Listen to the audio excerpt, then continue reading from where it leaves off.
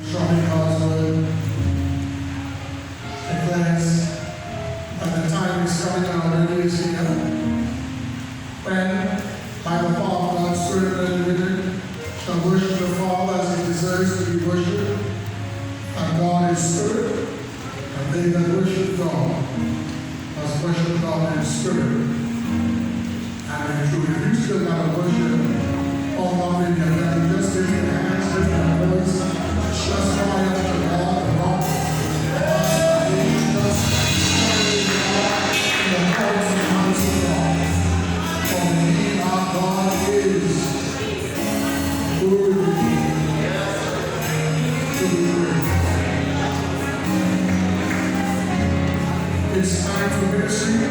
Like us, that allows in the Spirit. He's worthy, God's worthy, God, Almighty, Creator, Alpha, Omega, beginning and the end. Holy, holy, Lord God, this word, which was and is.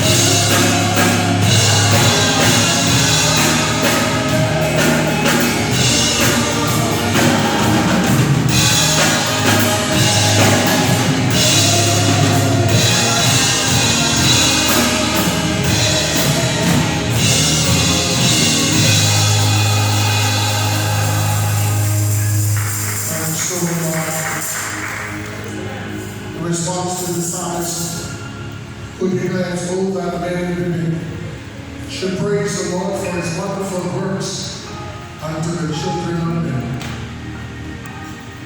Thank you. Thank you for these moments of hallowed praise. Thank you that when we praise you, all of our issues and problems, the pressures that we encounter, they recede to the background. Thank you that now you will instruct your people from the rich treasury of your word. Cause those things that we seek to share to be for your honor and for your glory. For we have no other choice than to declare that you are King of Kings, Lord of Lords, the Lion from the tribe of Judah. Your name is the Wonderful Counselor, Mighty God, and Lasting Father, the Prince of Peace. Somebody give God a big offering. Why don't you take both hands and give God a big offering?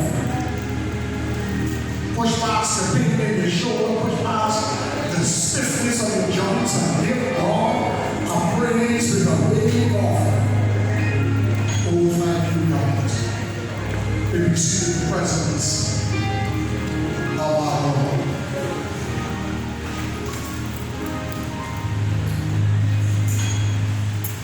So we have the opportunity to share with our young people again today. Let's see, I think in that space if you all come down so my back is not too. You can take the front pews and take the senior section. So while they're coming down, I have a confession. How many want to hear my confession? I have no treats today. Say, Pastor has no treats today. You should see how loud he is saying that, Virgin. I don't have any treats today because we are in Lent. Say Lent. Lent. And Lent is a time where we curb our appetites. And we give up some stuff. Give up the sweets and give up the sweets and give up the treats and give up the stuff. So we have no treats today. But I still have questions. Now we're going to go right in the senior section on the side of the brother in the brown suit.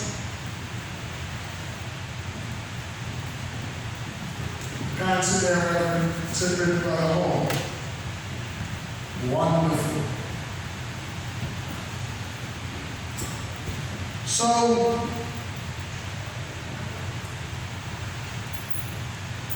I want to talk today about promise. Say promise. Promise. Say promise. Promise. Anyone spell the word promise? Come, quick. Promise.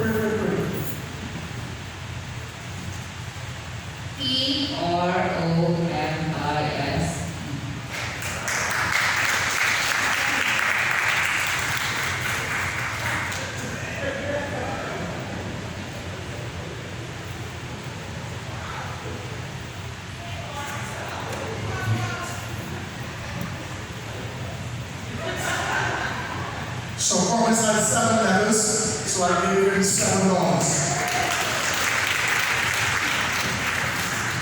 Yes, 7 letters.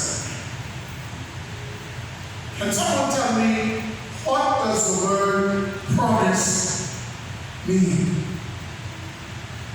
Happy? To trust someone? You're warmish. Preston? Yes. So when you use, if I ask you to tell me the meaning of the word, you can put the word in your definition. Yeah? So to promise somebody something, you still need that what the promise is. But because you tried, come here. How old are you, Preston? No, your age.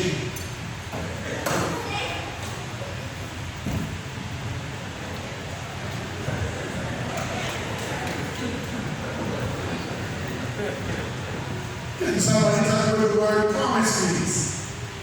Yes? Preston says.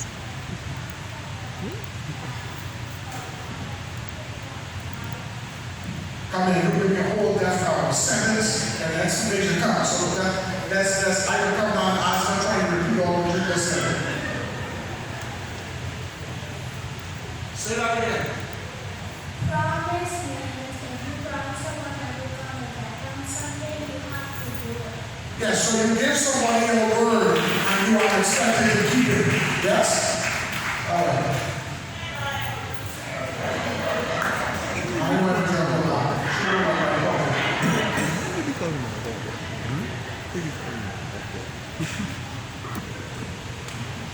Not for you. Promise.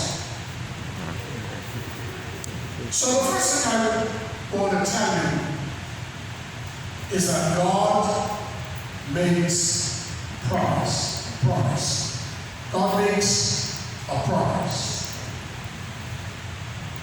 And for those of you who are trying to follow the sermon, I'm preaching from Romans chapter 4. The passage that has all sorts of complicated stuff. Has the Apostle Paul debated the law versus grace? I don't want to get all down all of that this morning.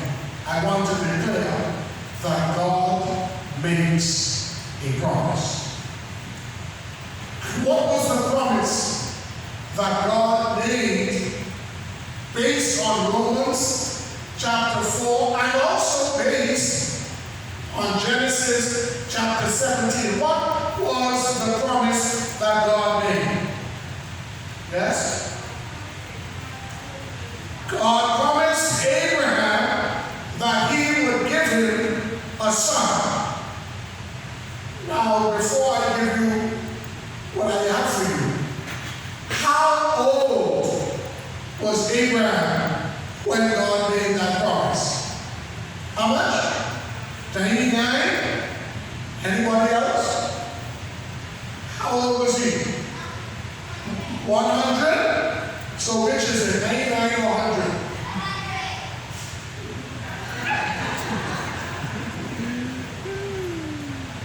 Which was it? According to Genesis chapter 17, how old was Abraham when God made the promise to him? How much? According to Romans chapter 4, how old was Abraham when God made the promise?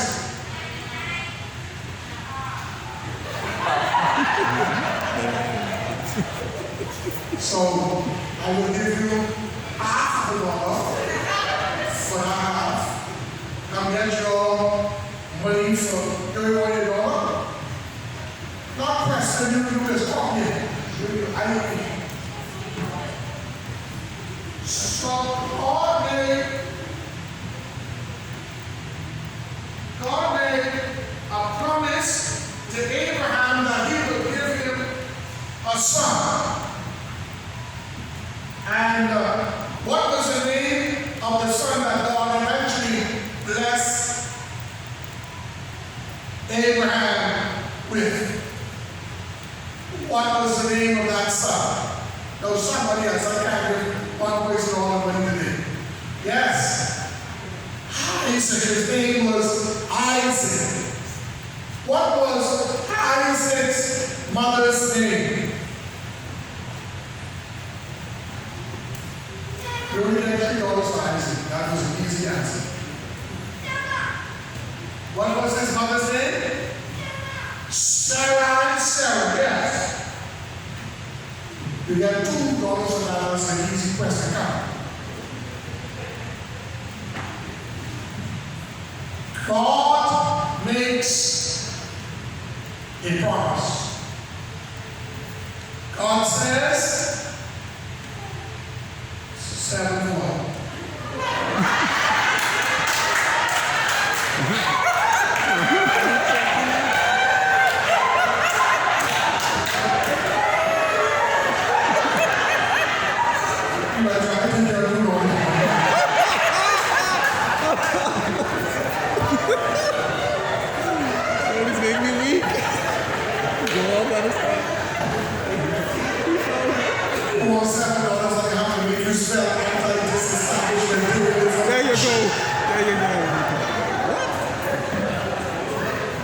So God makes a promise. To jail. He says, I will give you and your wife a son, and I will bless you through this son. He's going to be a criminal. I've stopped by to remind us, even in the 21st century world, that God makes promises. God makes a promise. I will bless you through your seed, Isaac.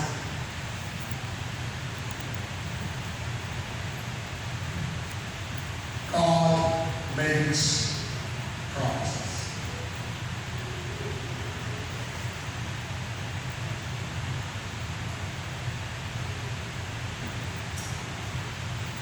The second thing I want to leave with you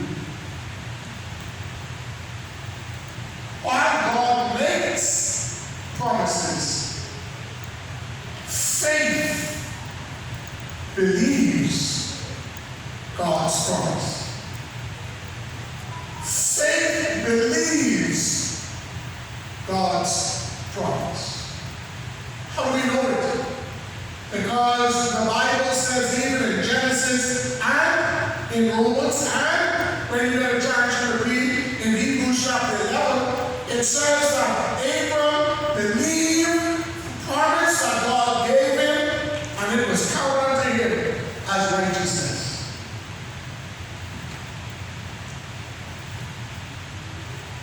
There are promises God makes to us, but faith must believe God's promise.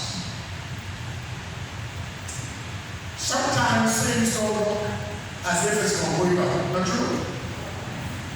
Imagine Abraham is almost 100 years old. I know that's a different topic for different day. But that should tell us that if God makes a promise, you can afford to put your trust in God's promise. There may be one or two of you sitting in this house right now who feel as if that which God promised you isn't coming to pass because it's taking long. But your faith, my faith, causes us to believe God's promise. How many of you are prepared to believe God's promise? Doesn't matter what you see around you. Doesn't matter what anyone says. It even doesn't matter how you feel about it now. If God makes a promise, the only thing that we can do against the background of that promise is to believe. Faith believes in God's promise. So, did God bless Abraham with a son? Did God bless that son to have many generations? Did that son rise up in his generation kings and people who are of note in the world? So it tells us that God makes promises. Faith believes God's promises. In Romans chapter 4, Paul does something interesting. He switches from Abraham and Sarah and he talks about somebody else. Who does the Apostle Paul switch and start talking about? Jesus. Nobody lost. And the Holy King of Gregory. He talks about Jesus. When he talks about Jesus, I gotta find plenty money for that. $5 again for talking about Jesus. He talks about Jesus.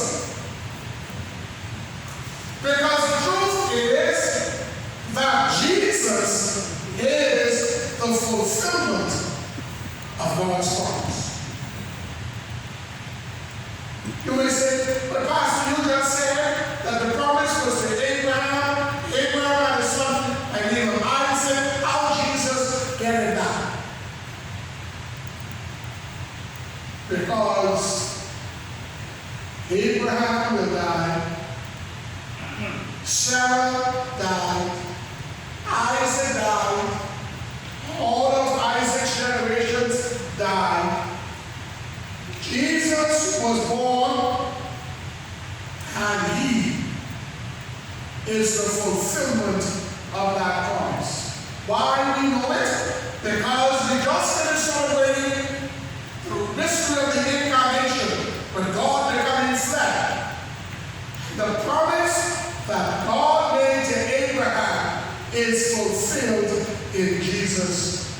the Christ. 42 generations removed from Adam, God fulfilled the promise in Jesus Christ.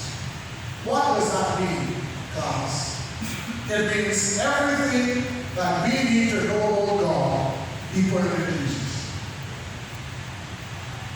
That's why for us as church and as Christians, we don't need Jesus and something else. Jesus is enough.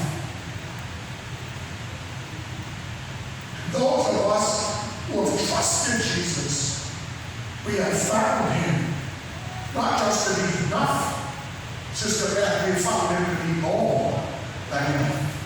Anybody out there who's found Jesus to be more than enough? Yes, sir.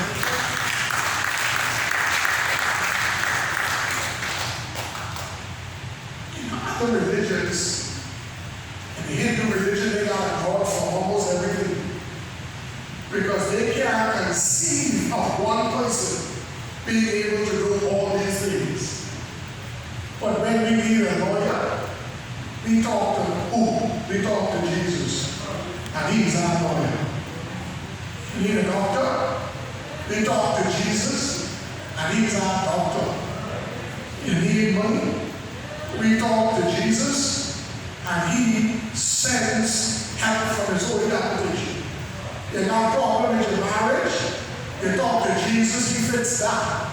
You got children going contrary, you talk with Jesus, and He fixes that. You need a job, you talk to Jesus with that, and He fixes that.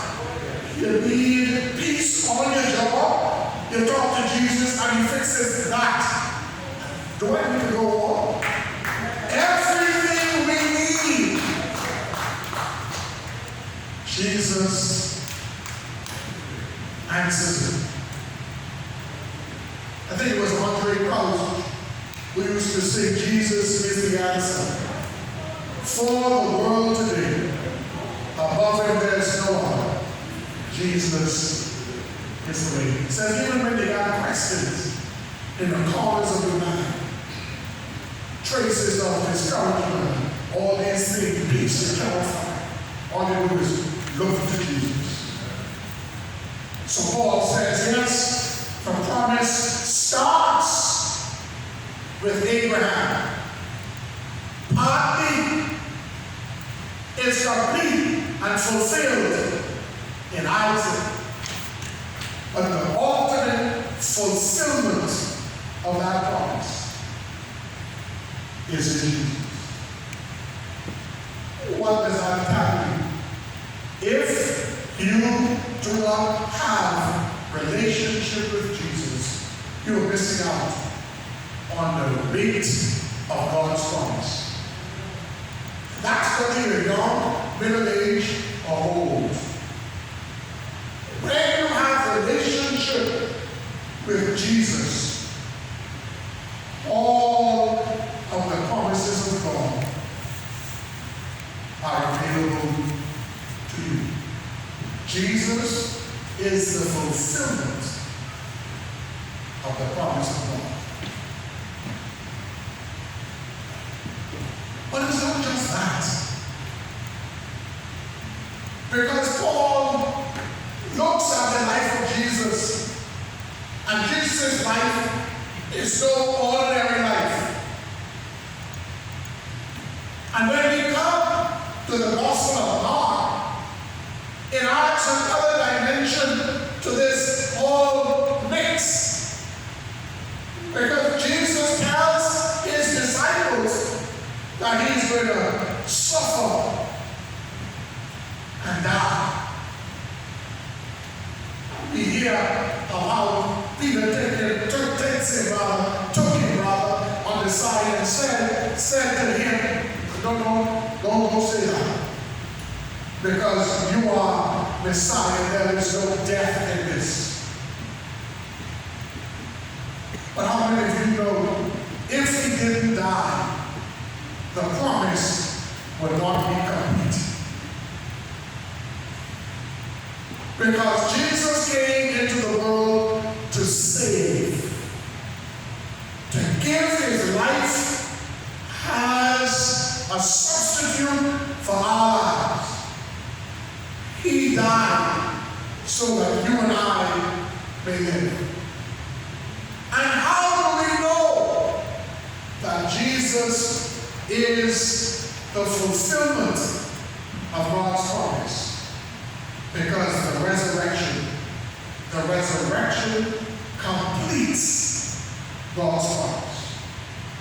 If he had stayed in the grave, he would have just been another miracle worker. He would have just been a wonderful teacher. Maybe they consider him a great prophet. If he had stayed in the grave, he would have just been like every other person who came before him. But the resurrection completes God's promise. How do we know it? Because as much as the world don't like Jesus, no one yet in the world has found his body or his wounds. The tomb is empty.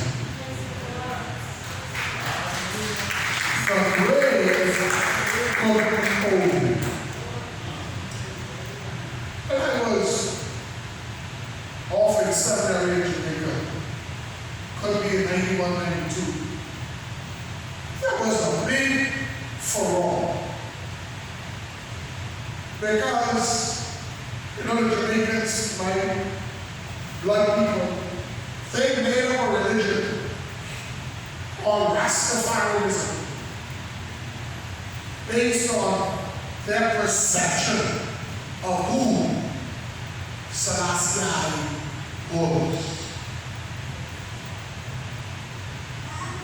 And the Rastafarians are quick to hail him. You know, here's Selassie. Big him up. And for a long time, there were all sorts of rumors about who he is and what happened to him. But listen to me, church. In 1990s, they found the body of Selassie buried under the rubble of a bathroom in the office complex where he was assassinated. And I said to myself, wow. But Jesus, his tomb is empty. His grave is empty. Because the resurrection completes the promise of God. So God is a promise-making God.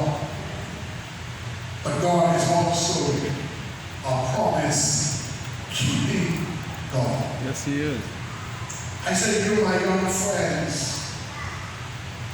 get a relationship with this Jesus, who is the fulfillment of God's promise. I say to you, my middle-aged and older friends, get a relationship with this Jesus, who is the fulfillment of God's promise. And when the dust is settled, and people that laugh at you, and people that snicker and say, oh, Christianity is people make up this thing and this just the opium of the people, and oh, this just stands and fanciful fairy tales.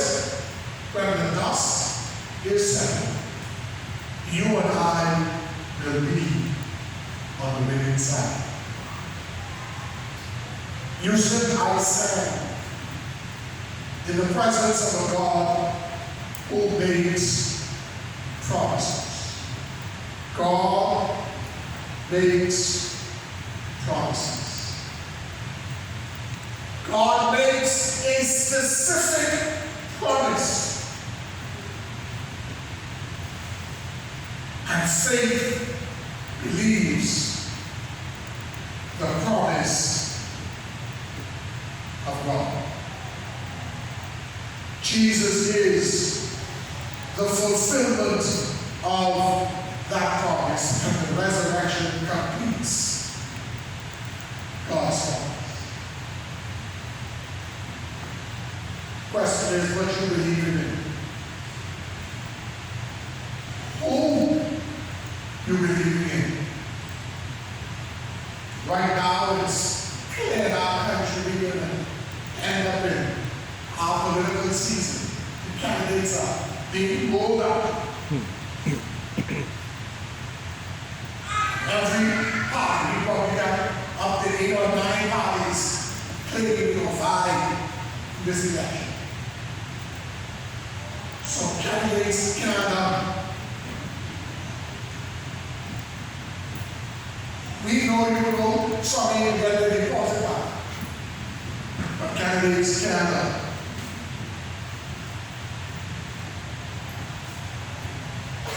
They may make every promise to entice you. They promise, oh yes, you told them about the mountain road to lead to your house, you get that fixed. You gotta go, there's a light on that bulb up there by that pole, but just keep flickering, and I just get scared when it go off. Oh, we'll have UPL fixed.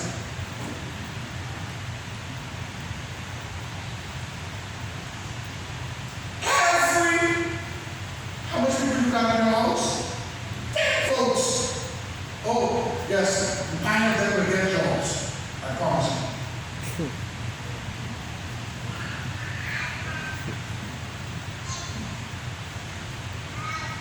And as soon as the election over, if you buy their promises, even the same number they did do, they changed that before Parliament opened. Because mortals make promises, but 9 or 10 times have no intention to keep them. But God is a promise maker and a promise keeper. Faith believes God's promise. Jesus fulfills God's promise. The resurrection completes God's promise.